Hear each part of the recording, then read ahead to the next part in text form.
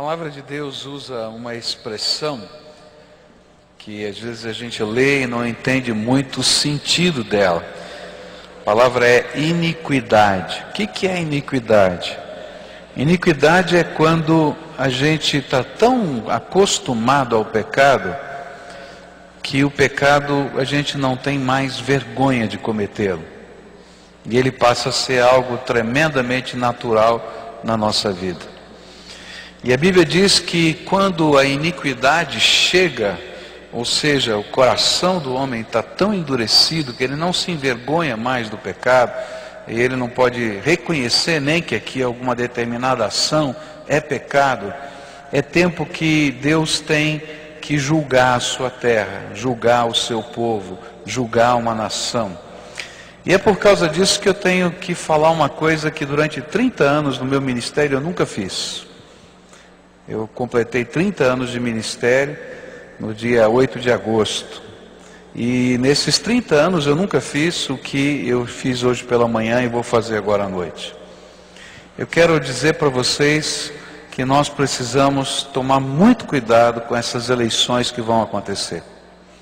Porque existem uma série de leis que estão tramitando, que vão depender do voto do deputado federal, que vão depender do voto do senador, que vão ser incorporadas pela ação da máquina estatal através da presidência da República, e nós vamos estar votando nessas pessoas no próximo mês, que vai tomar força também nas câmaras estaduais, nas ações que são feitas através do Estado.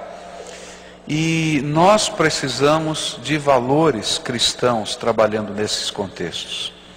Por causa disso está havendo no Brasil um movimento, que eu faço parte agora, graças a Deus, tá? De líderes cristãos, de várias denominações, evangélicos e católicos, que estão trabalhando para que a gente possa impedir que a iniquidade seja institucionalizada na forma de lei. E por isso alguns pastores têm se posicionado firmemente no rádio, na televisão, com as suas igrejas, e também a CNBB, a Conferência Nacional dos Bispos do Brasil, nessa última semana escreveu um documento e publicou e lançou na mão de toda a imprensa, se posicionando com relação a esses assuntos. Eu vou pedir que você assista um vídeo de alguns minutos que fala desses problemas e de como nós precisamos levar isso a sério, porque isso tudo que vai passar aqui é iniquidade institucionalizada, e que nós precisamos nos posicionar e dizer, nós não queremos isso na nossa nação, e procurar pessoas que nos representem para dizer, vou votar contra essas coisas, porque caso contrário, a iniquidade será oficializada, e Deus não vai ter outra coisa a não ser julgar a nossa terra. É isso que a Bíblia diz. Então veja esse vídeo um pouquinho. O mundo está vivendo um cenário de terríveis crises. Isso todos sabem. Mas você, Igreja Cristã Brasileira, sabe o que está acontecendo aqui no seu país? Lei da Mordaça. Nossa liberdade religiosa nos dá o direito de fé, escolha e opinião. Porém, se for aprovada a Lei da Mordaça PLC 122, correremos o risco de sermos criminalizados por não concordarmos com a prática da homossexualidade.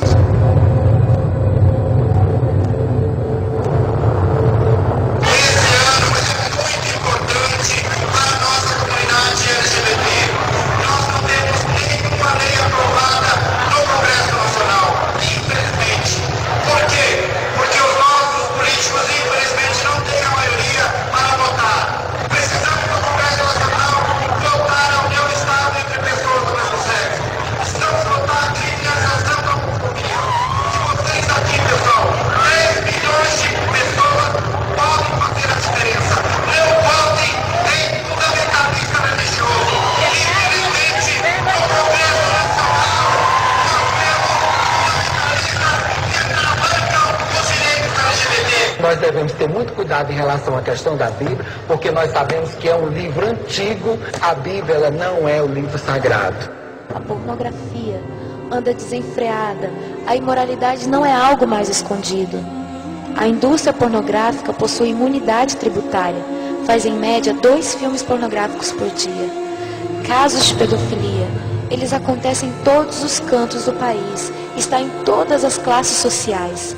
O Disque 100 recebe mais de 30 mil denúncias de abuso sexual contra crianças e adolescentes todo ano.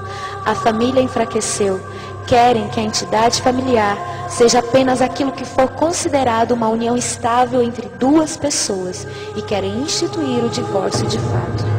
A taxa de divórcio no Brasil já atingiu a marca de 41%. O Brasil é o país que melhor aceita o divórcio. Entre os 35 países pesquisados, apenas 12% dos brasileiros é favorável a manter o casamento. A violência familiar é um fato. Há mais crimes sendo cometidos contra a mulher e a criança da porta para dentro da casa do que da porta para fora. Tortura, constrangimento, agressões, tudo com alto grau de parentesco. Pais matam filhos e filhos matam pais.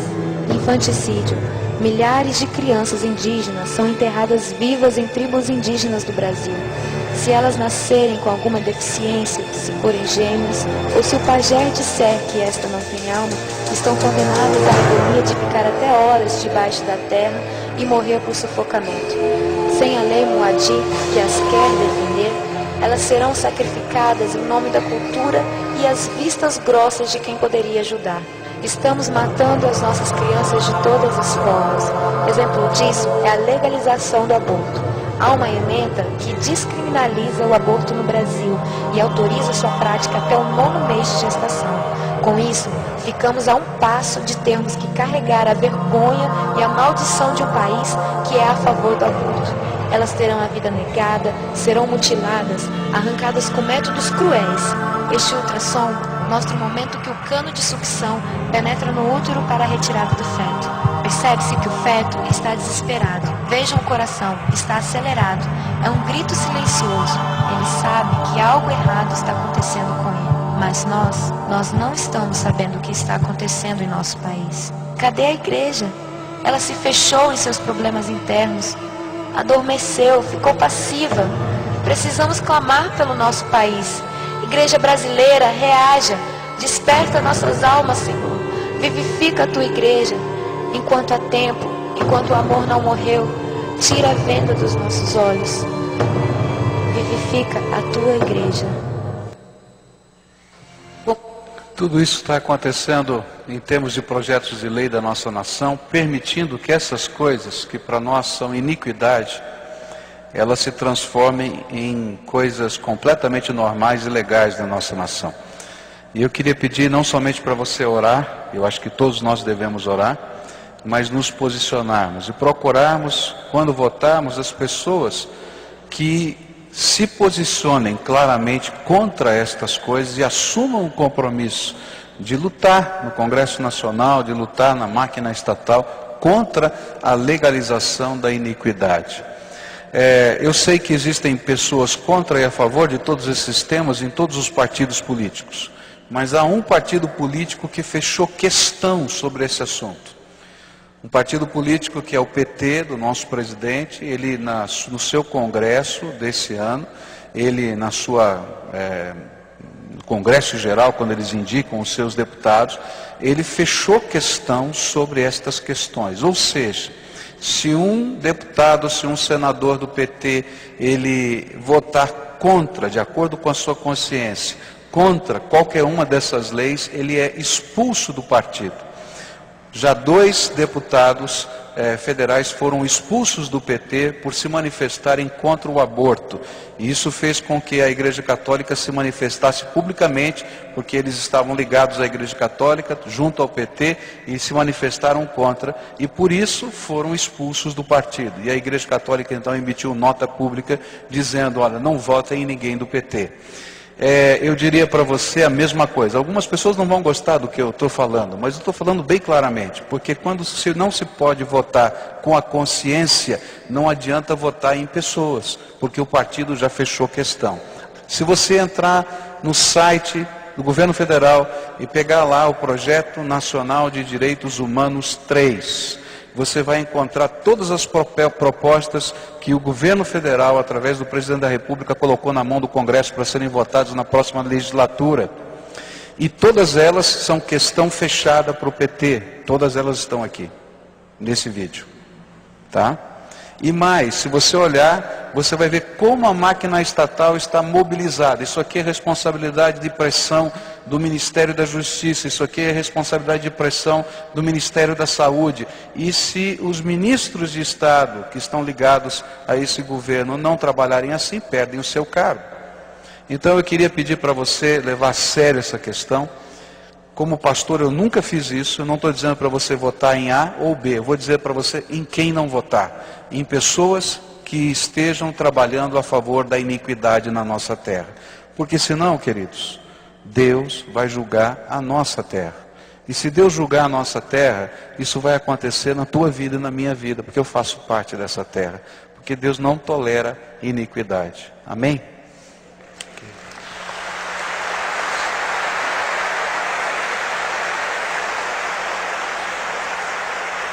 Eu disse aos irmãos de manhã e repito, que essas palmas se transformem em oração e que transformem em seriedade nessas questões que temos, porque a nossa nação sofre nesse tempo. Você ficasse de pé também, pastor Fernandinho, esteja orando sobre isso, sobre essas questões, nós vamos terminar.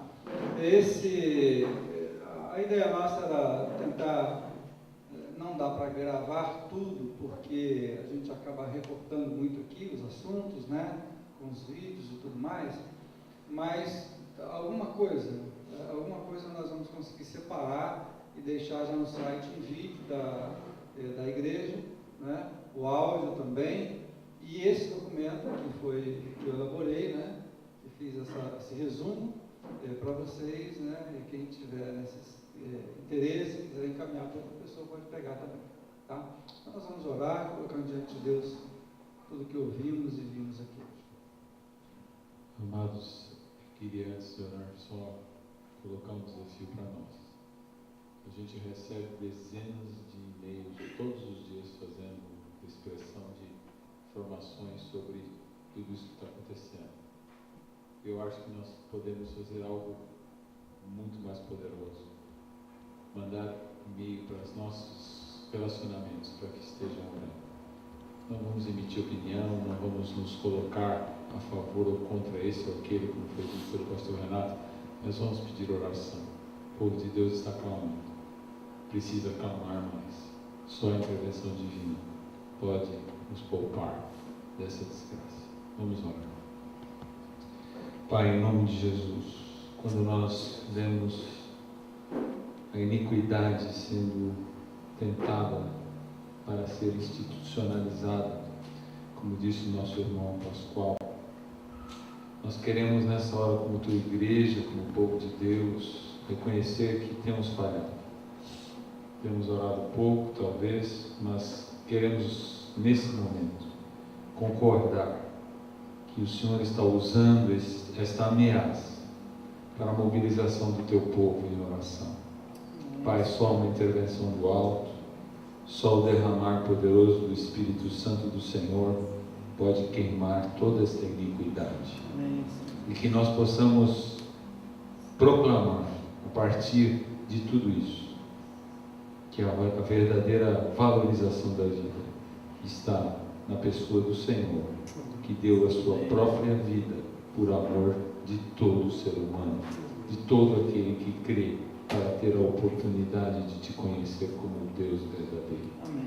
Pai, em nome de Jesus, pedimos que o Senhor mobilize o teu povo, inquiete o coração de cada um dos teus filhos, para que nós possamos, Senhor, não apenas ficar em estado de apreensão, mas entrarmos em profunda reflexão e oração e busca e clamor diante do teu trono.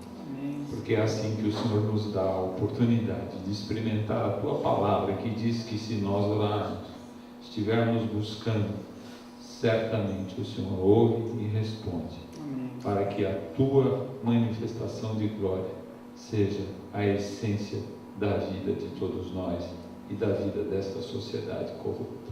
Nós oramos pedindo a tua paz, o teu cuidado e a tua bênção, agradecidos por este momento, por esta informação que nos leva no coração o desafio Que assim seja, para a honra e glória do teu nome. Nós oramos com a bênção do Senhor, em nome de Jesus. Amém.